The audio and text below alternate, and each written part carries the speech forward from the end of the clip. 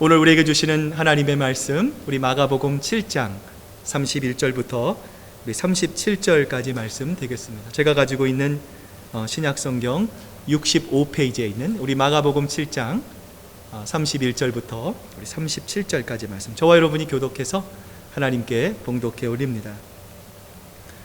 예수께서 다시 두로 지방에서 나와 시돈을 지나고 데가볼리 지방을 통과하여 갈릴리 호수에 이르시매 사람들이 귀먹고 말 더듬는 자를 데리고 예수께 나와 안수하여 주시기를 간구하거늘 예수께서 그 사람을 따로 데리고 무리를 떠나사 손가락을 그의 양귀에 넣어 침을 뱉어 그의 혀에 손을 대시며 하늘을 우러러 탄식하시며 그에게 이르시되 에바다 하시니 이는 열리라는 뜻이라. 그의 귀가 열리고 혀가 맺힌 것이 곧 풀려 말이 분명하여졌더라. 예수께서 그들에게 경고하사 아무에게도 이르지 말라 하시되 경고하실수록 그들이 더욱 널리 전파하니. 37절 함께 읽습니다. 사람들이 심히 놀라 이르되 그가 모든 것을 잘하였도다. 못 듣는 사람도 듣게 하고 말하게 한다 하니라. 아멘. 하나님의 말씀입니다. 오늘은 마가복음 7장 31절부터 37절까지 말씀을 통해서 통하는 기적이라는 제목으로 귀한 하나님의 말씀 나눠보고자 합니다.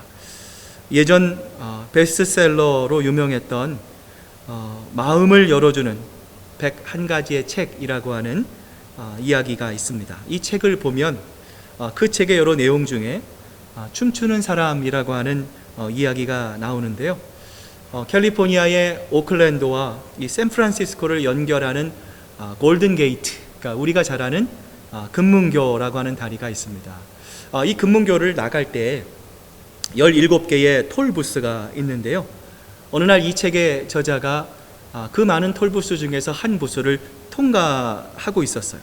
자, 그런데 그 톨부스 안에 한 여인이 음악을 아주 크게 틀어놓고 이 춤을 추면서 아주 기쁘게 이 돈을 받는 것이었습니다.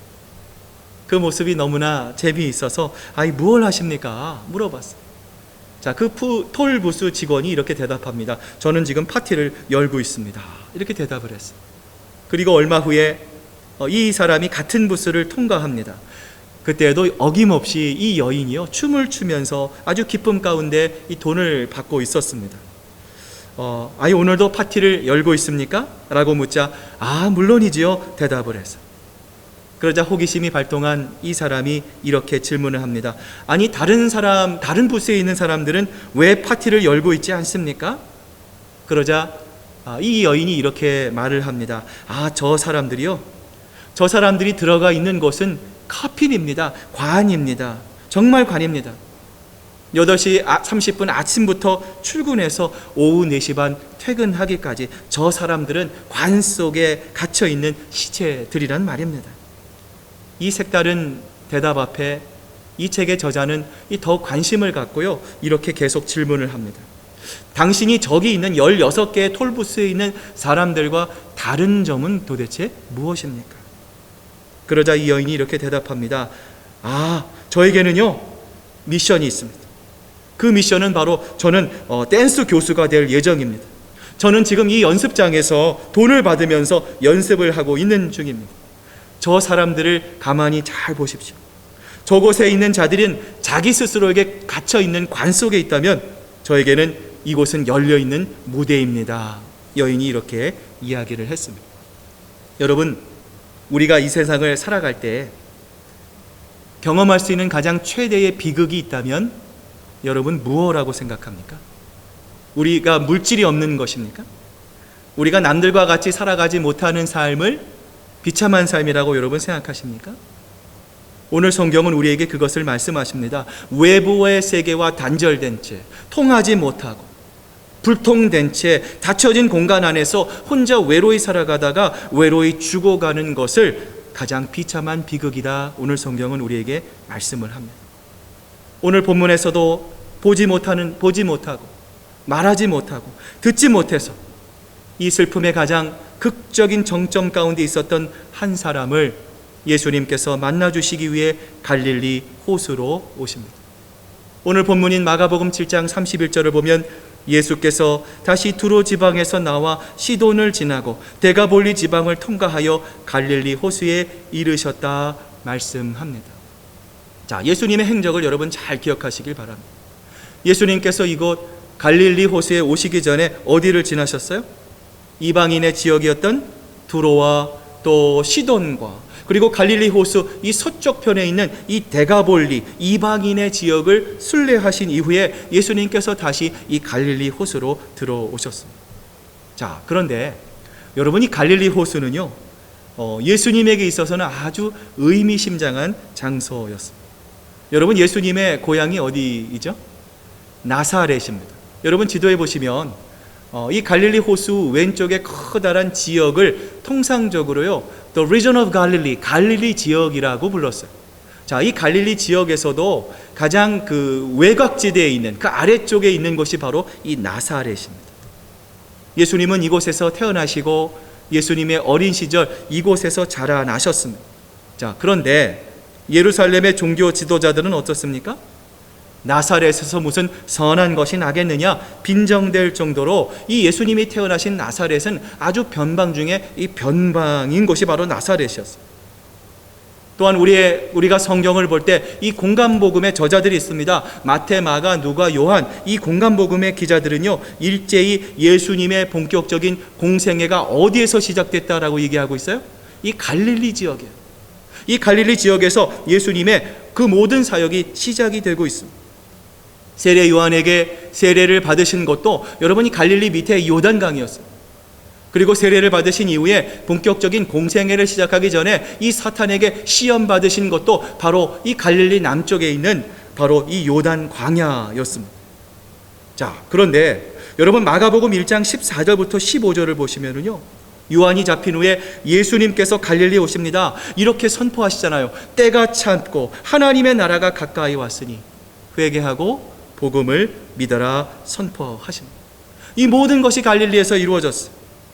또한 예수님께서 십자가에 달리십니다. 3일 만에 부활하신 후에 그 빈 무덤에서 막달라 마리아와 다른 마리아가 천사를 통해서 어떤 말을 듣습니까? 예수님께서 갈릴리에 다시 나타날 것이니 너희들은 갈릴리에서 예수님을 다시 만날 것이다 라고 하는 복음의 말씀을 듣게 됩니다.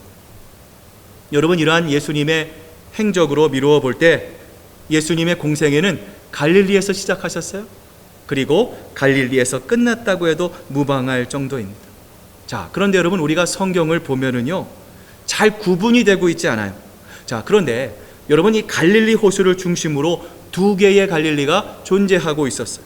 자, 첫 번째 갈릴리는 어떤 갈릴리입니까? 이 갈릴리 호수 중심으로 서쪽에 있는 이 유대 갈릴리가 있었고요. 자, 동쪽을 기준으로 하는 이방인의 갈릴리가 있었어요. 자, 그렇다면 오늘 예수님께서 방문하신 갈릴리는 어떠한 갈릴리입니까? 이방인들이 살고 있는 이방인들의 갈릴리였어요. 예수님은 지금 이방 땅을 상징하는 가장 중요한 지역에서 그곳 이방인들이 겪고 있는 가장 커다란 슬픔을 대변하고 있는 한 사람, 눈 못 보고 말을 못하는 이 사람을 예수님께서 말씀하고 계시는 거예요. 자, 오늘 본문 32절에서 성경이 이렇게 말씀합니다. 사람들이 귀먹고 말 더듬는 자를 데리고 예수께 나와 안수하여 주시기를 간구하거나. 예수님께서 먼 곳을 돌아다니셨어요. 자, 그리고 오늘 다시 이 갈릴리 호수로 찾아오십니다. 자, 그러자 사람들이 어떻게 반응합니까? 이 예수님이 오셨다라고 하는 소문을 듣게 됩니다. 이 장애인을 데리고 나옵니다. 예수님을 향해 하나님, 예수님, 이 장애인을 좀 고쳐 주십시오. 말을 하지 못합니다. 앞을 보지 못합니다. 듣지를 못합니다. 이 친구의 병을 좀 고쳐 주십시오. 예수님께 나와 예수님께 간구합니다. 오늘 본문은 이 장애인을 가리켜서 귀먹고 말 더듬는 사람이라 말씀을 합니다. 자, 보통 이 청각장애는요, 이 언어장애를 동반을 합니다. 말을 잘 제대로 듣지 못하기 때문에 이 말을 배울 수 없는 거예요. 여러분, 지금도요, 이 귀가 잘 들리지 않는 분들은요, 목소리가 굉장히 크고 높습니다. 여러분, 오늘 본문 35절을 보면 이 사람의 말이 풀려 분명하여졌더라 말씀하잖아요. 여러분, 이 말은 무엇을 의미합니까? 이 사람이 날 때부터 말을 잘 못하는 사람은 아니었다라는 거예요. 이유는 알 수 없지만 후천적인 영향으로 인해 심각한 언어 장애를 이 사람이 가지게 되었다는 거예요. 그 결과 정상적인 생활을 할 수 없을 만큼 다른 사람들과의 소통이 되지 않았음을 성경이 우리에게 말씀하고 있는 거죠. 가족들과 친족들이 이 사람의 병을 고치기 위해 백방으로 노력했을 것입니다. 여러 가지 방법을 다 했을 것입니다. 좋다는 약은 다 먹여봤을 거예요. 그러나 이 사람의 병을 고치기 위한 어떠한 것도 그들이 할 수 없었어요. 그 병을 고치려 하면 할수록 자신들의 한계만을 뼈저리게 느낄 뿐이었어요. 그래서 그들은 자신들의 한계를 절감했을 것이고요. 결국 예수님만이 이 사람의 병을 고칠 수 있을 것이라 믿고 이 병자를 예수님께 데리고 나왔던 것입니다. 자, 그러자 예수님께서 이 병자를 어떻게 고쳐주십니까? 오늘 본문 33절의 말씀이 있는데요. 앞으로 한번 보시면서 같이 한번 읽어보겠습니다. 시작. 예수께서 그 사람을 따로 데리고 무리를 떠나사 손가락을 그의 양귀에 넣고 침을 뱉어 그의 혀에. 자, 여러분 여기 보시면 예수님이 이 병자를 어떻게 고쳐주십니까? 어떻게 고쳐주시죠? 자, 여러분 사람들의 기대와 예수님의 치료하는 방법이 달라져 있어요. 여러분 성경을 보실 때 그 모습을 봐야 합니다. 자, 지금 사람들은 예수님이 이 환자의, 이 병자의 병을 지금 어떻게 고쳐달라고 사람들은 기대하고 있어요? 사람들 앞에서 예수님의 놀라운 기적을 보이면서 하나님의 아들로서의 놀라운 역사를 보여줄 것을 사람들은 기대하고 있어요. 자, 그런데 예수님은 지금 어떻게 하고 있어요? 사람들의 이목을 떠나서 이 사람을 어떻게 하고 있죠? 조용한 곳으로 데려가고 있습니다. 여러분, 예수님은요, 이 사람에게 사람들의 우스갯거리가 조롱이 되기를 원치 않으셨어요. 이 사람이 진정한 치유와 하나님을 통한, 하나님의 권능을 통한 완전한 나음을 경험하기 위해서 예수님은요, 이 사람을 조용한 곳으로 데려갑니다. 그리고 더 나아가 이 사람이 예수 그리스도를 한 사람의 구주와 주인으로 경험하고 예수님을 통해서 온전한 치유의 경험을 하도록 하기 위해서 예수님은요, 이 사람을 배려하고 있는 것이죠. 여러분, 이처럼 예수님은 우리의 처지와 갈등을 아십니다. 우리의 고민을 아십니다. 우리의 애달퍼 하시는 것을 아십니다. 우리의 실패와 여러분의 좌절이 무엇인지를 예수님은 잘 아십니다. 여러분, 그래서요, 사람들 앞이 아니라 여러분 한 분 한 분을 개인적으로 불러오십니다. 여러분에게 다가가세요. 그리고 여러분의 이름을 불러주시는 분이 바로 우리 예수 그리스도이십니다. 오늘 이와 같이 병자들에게 개인적으로 다가오셔서 그의 병을 치료해 주시고 그를 어루만져 주시는 예수 그리스도의 이 모습을 묵상하면서 요한복음 10장 3절의 말씀이 생각이 났어요. 성경이 이렇게 말씀하시죠. 문지기는 그를 위하여 문을 열고 양은 그의 음성을 듣나니 그가 양의 이름을 각각 불러 인도하여 내느니라. 우리의 영원한 목자가 되신 예수님께서 여러분의 이름을 부르십니다. 아담이 범죄하여 하나님이 원하시지 않는 길로 갔을 때도 하나님이 부르셨잖아요. 아담아, 아담아, 어디 있느냐?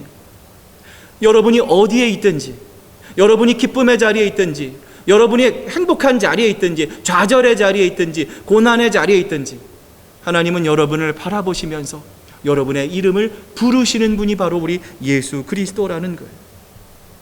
성경에 보면 예수님이 직접 이름을 부르시는 장면이 많이 나옵니다. 삭개오야, 삭개오야. 마리아야, 마르다야. 예수님은 사랑하는 친구였던 이 나사로가 세상을 떠난 그의 죽음 앞에서 나사로야, 나사로야, 그 나사로의 이름을 부르시며 예수님은 눈물을 흘리시기도 하셨습니다. 여러분, 그렇습니다. 예수님은 나의 처지를 아시고 세상 사람들은 우리의 겉모습만을 봅니다.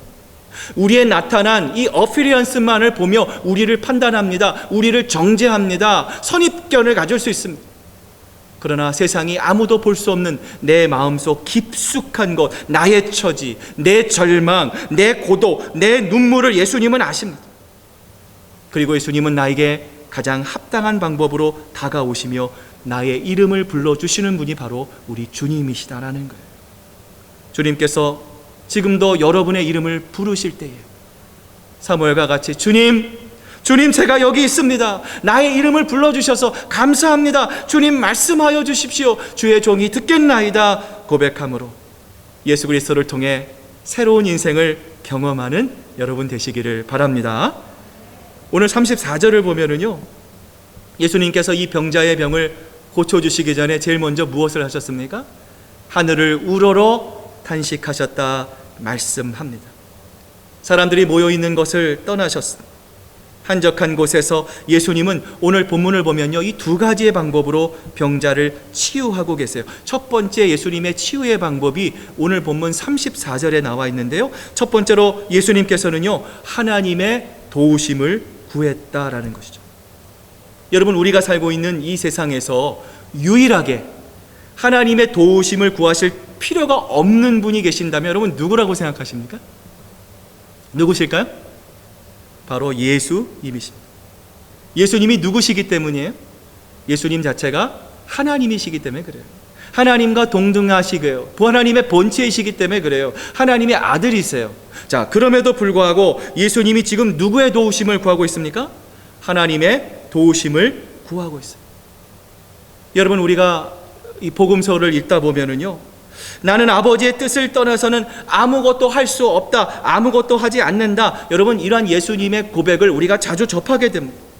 예수님은 하나님의 아들이셨으면서도 늘 하나님의 도우심을 구했습니다. 그리고 겸손히 하나님의 말씀에 순종하여 하나님의 사역을 이어가셨습니다. 여러분, 예수님조차도 하나님의 도우심과 하나님의 은혜를 구하셨다면 여러분 우리는 어떻게 해야 됩니까? 여러분, 우리의 봉사, 우리의 섬김, 우리의 예배는요 전적으로 하나님의 은혜에 달려 있는 것입니다. 여러분, 우리가 무언가를 열심히 하고 무언가를 최선을 다하고 여러분 무언가를 우리가 하는 것도 너무 중요한 거예요. 여러분, 그런데 꼭 기억하셔야 될 것이 있어요. 여러분, 봉사 이전에, 하나님을 섬기는 것 이전에 우리가 하나님의 마음을 알아가는 것, 여러분 예배의 자리에 나와서 하나님을 인격적으로 만나고 내가 하나님으로부터 주시는 은혜와 하나님의 능력을 공급받아서 우리가 하나님께서 맡겨주신 일을 하는 것이 여러분 훨씬 더 중요하다라는 거예요. 여러분, 그렇기 때문에 예배의 자리로 나오시는 것을 우리가 게을리해서는 안 됩니다. 하나님을 만나고 그 하나님을 통한 그 하나님의 사랑을 회복해야 여러분 우리가 봉사를 하고 일을 해도요 시험 당하지 않습니다. 지치지 않는 것이죠. 왜 그렇습니까? 사람의 능력으로 하는 것이 아니라 하나님께서 주시는 은혜와 능력으로 우리가 그 일들을 감당할 수 있기 때문인 것이죠. 여러분, 그것을 위해서 먼저 하나님 앞으로 나와야 합니다. 사람을 보아서는 안 됩니다. 여러분, 사람을 보기에 실망을 하는 거죠. 사람의 더러운 것, 추잡한 것, 여러분 그런 모습들을 보기 때문에 여러분 우리가 낙심하는 것입니다. 절망할 것입니다. 여러분, 그러한 어려운 가운데서도 우리가 낙심하고 절망하지 않을 수 있는 이유는 무엇입니까? 변함이 없는 신실하신 하나님만을 우리가 바라볼 수 있기 때문임을 믿습니다. 여러분, 하나님께서 부어주시는 성령의 은혜와 능력과 권능을 통해서 여러분 무슨 일을 하든지 늘 주님과 함께 승리하는 놀라운 하나님의 능력을 경험하는 여러분 되시기를 바랍니다. 자, 두 번째로 예수님이 치유하시는 방법은 뭐였을까요? 바로 공감입니다. 자, 오늘 33절을 다시 보면, 자, 예수님께서 하늘을 우러러 보셨어요. 자, 그 이후에 뭐라고 말씀하셨습니까? 탄식했다라는 거예요. 자, 탄식하다라고 하는 말은요 그냥 탄식이 아니에요. 아주 깊은 탄식을 의미합니다. 여러분, 상대방의 마음을 나의 아픔처럼 느끼는 것이 바로 이 공감입니다. 그 사람의 아픔이 내 아픔은 아니지만, 나에게 일어난 사건은 아니지만 여러분 마치 내게 느껴진 것처럼 나의 아픔처럼 함께 아파하고 함께 기뻐하고 함께 울어주는 것이 바로 공감입니다. 여러분, 이러한 공감의 능력이 뛰어난 교회일수록 건강한 교회입니다. 다른 초원에 누가 아픈지, 병원에 입원했든지, 어려움을 통과했든지, 나와는 아무런 상관이 없는데 그 초원에서 알아서 하겠지, 여러분 이것이 아니죠. 그분이 정말 이렇게 아프구나. 여러분, 우리가 공감하게 되면 어떤 반응이 하게 되죠? 전화하게 되죠. 신방하게 되죠. 함께 손을 잡아주겠죠. 같이 울어주겠죠. 내가 그 사람을 위해 할 수 있는 것은 사실 아무도 없습니다. 아무것도 없어요. 그러나 내가 같이 아파합니다. 내가 함께 즐거워합니다. 내가 당신의 아픔을 위해서 함께 기도하겠습니다. 여러분, 이러한 공감의 마음을 통해서 하나님이 우리 교회 가운데 역사하시고요, 그 마음을 통해서 하나님은 우리 교회를 더욱더 건강한 교회, 하나님의 기쁨이 되는 교회로 만들어 주실 것입니다. 여러분, 예수님께서 우리를 공감하십니다. 여러분 믿으십니까? 히브리서 기자는요, 우리의 연약함을 공감하시고 치유하시는 그 예수님의 모습을 우리에게 이렇게 말씀하세요. 우리 예수님의 마음을 기억하면서 우리 같이 한번 읽어보겠습니다. 시작. 우리에게 있는 대제사장은 우리의 연약함을 동정하지 못하실 이가 아니요 모든 일에 우리와 똑같이 시험을 받으신 이로되 죄는 없으시니라. 아멘. 여러분, 여기에 은혜가 있는 것입니다. 어떤 분은 이런 오해를 하세요. 예수님은 저 멀리서 나를 지켜만 보시는 분, 나는 하나님과 비교가 되지 않기에 하나님은 저 먼 곳에서 그냥 우리를 그냥 이렇게 바라만 보시는 분은 아닐까라는 생각을 하시는 분들이 계세요.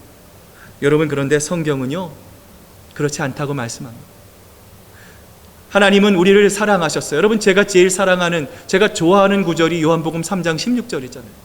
하나님이 세상을 이처럼 사랑하사 독생자를 주셨으니 이는 저를 믿는 자마다 멸망하지 않고 영생을 얻게 하려 하십니다.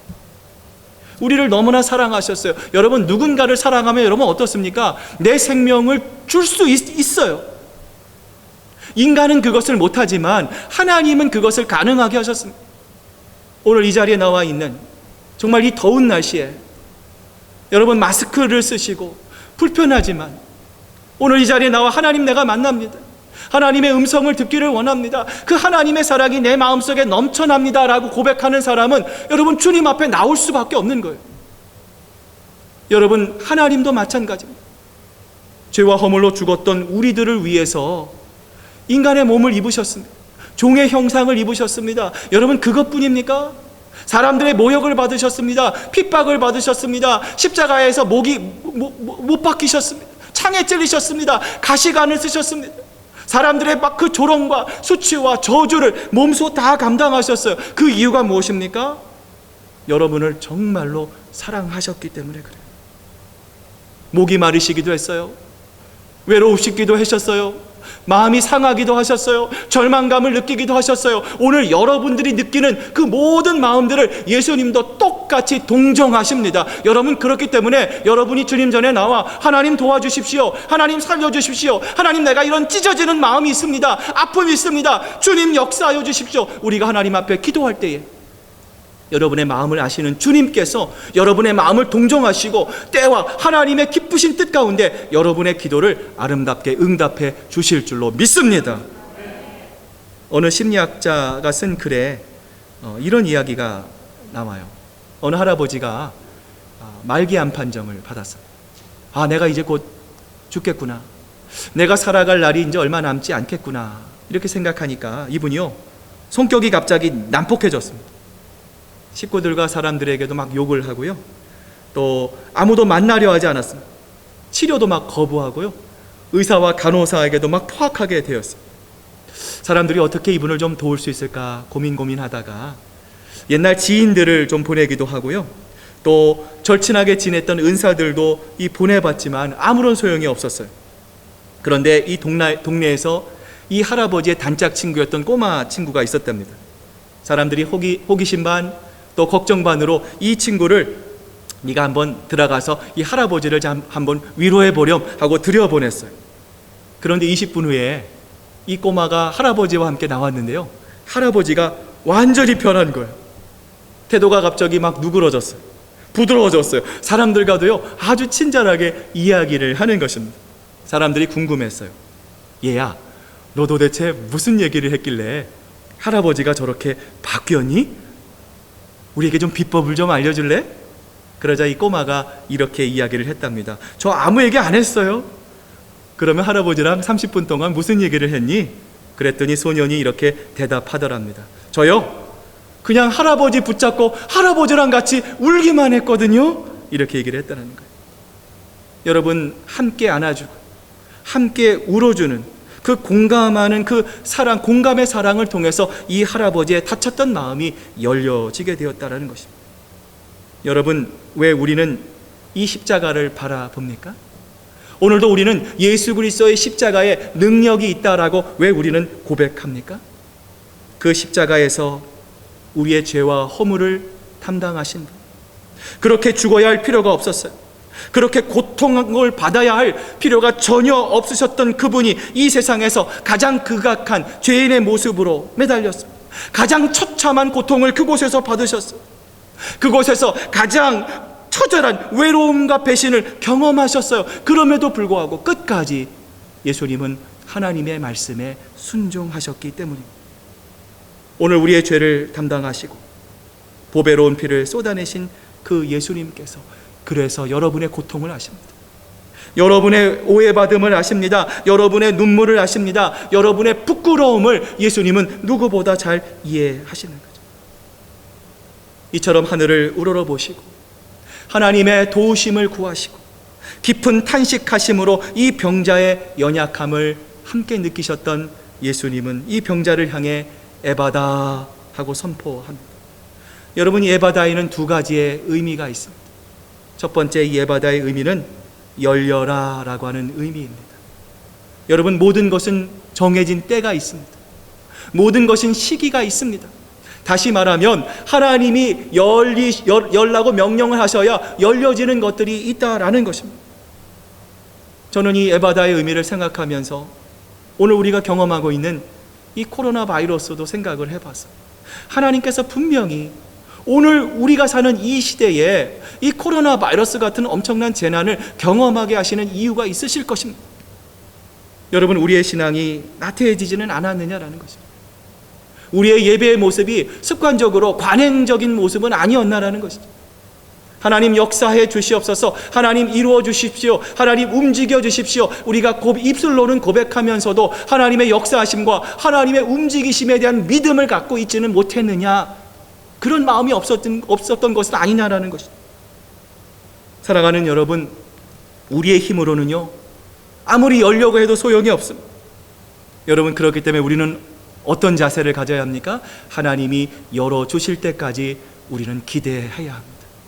하나님을 신뢰함으로 하나님께서 언젠가 분명히 합력하여 선을 이루시는 하나님 좋은 방향으로 열어주실 하나님을 기억하면서 우리는 끝까지 하나님을 신뢰할 수 있어야 한다는 것. 여러분, 19세기의 최고의 설교가 이 찰스 스펄전 목사님이 계십니다. 이 목사님이 얼마나 유명했냐면요, 이 목사님이 설교를 한번 하면 사람들이 막 구름대 같이 모여들어가지고요, 이 교통경찰들이 와서 이렇게 이 교통정리를 할 정도였다라고 합니다. 자, 그런데 이러한 하나님의 사용하시는 이 목사님도요, 이 교회 성도로 인해서 가슴앓이를 한 적이 있었다고 합니다. 너무나 마음의 상처가 깊어서 이 목사님이 사임을 하시기로 결심을 했어요. 사직서를 이렇게 쓰고요, 양복 안주머니에다 그 사직서를 넣어가지고 이 노회로 가서 이 사직서를 제출을 하려고 했습니다. 자, 그때 이 비서가 이 스펄전 목사님을 향해서, 목사님 오늘 신방 있으시잖아요. 목사님 잊지 않으셨죠? 이 비서가 이렇게 얘기를 합니다. 약속을 잊을 정도로 이 목사님이요 너무 가슴이 아프셨던 거예요. 약속은 약속이니까 이 불편한 마음이지만 목사님이 마지막으로 이 신방을 갔습니다. 서둘러 신방을 마치고 나오려고 하는데요, 이 성도가 이 신발끈을 이렇게 오랫동안 이렇게 매는 거예요. 자, 이 신발끈을 매는 동안 이 목사님이 먼 산을 이렇게 바라봤습니다. 펜스가 있어요. 거기 그 소들이 있는데요, 소들이 이 펜스에다 고개를 이렇게 걸치거든요.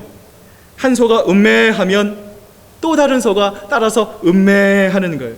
합창하듯이 막 이렇게 우는 모습을 보았습니다. 스펄전 목사님이 옆에 있는 성도를 향해서 그 연유를 물었어요. 지금 저 소들이 무엇을 하고 있는 겁니까? 자, 이렇게 질문하자 그 성도님이 이렇게 대답을 했다고 합니다. 아, 그 소들 말입니까? 주인이 문을 열어줄 때까지 그 소들이 지금 기다리고 있는 겁니다.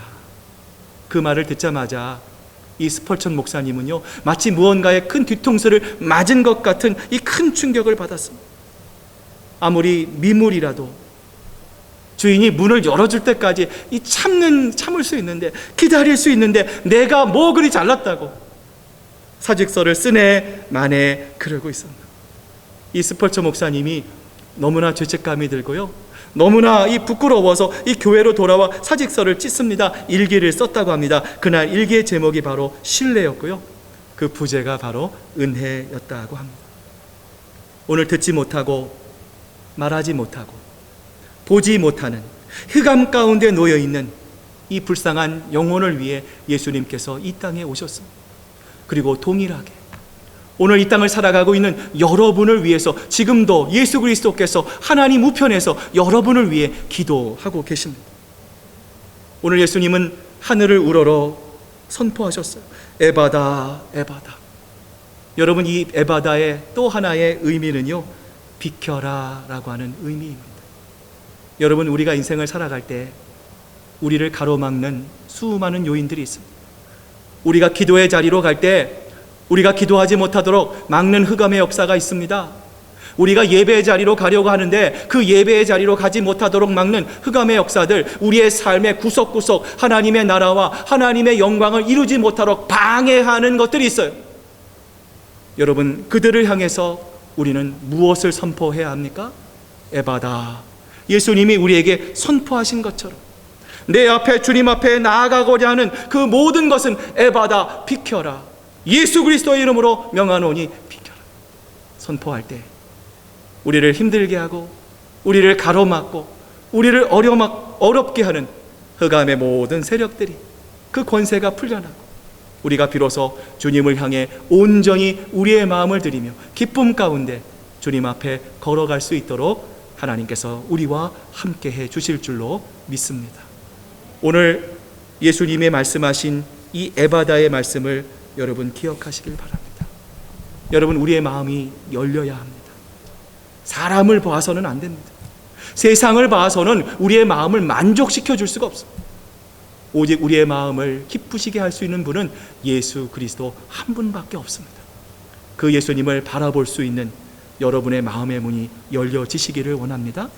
힘들고 어려울 때 내 힘으로는 감당할 수 없으나 예수님이면 하나님 열어주실 수 있습니다. 예수 이름으로 여러분 어려움 당할 때마다 예수, 예수, 예수, 예수의 이름을 여러분 담대히 부르짖고 우리의 막혔던 모든 어려운 문제들이 예수 그리스도의 놀라운 은혜를 통해서 열려지는 놀라운 은혜를 경험하는 저와 여러분 되시기를 바랍니다.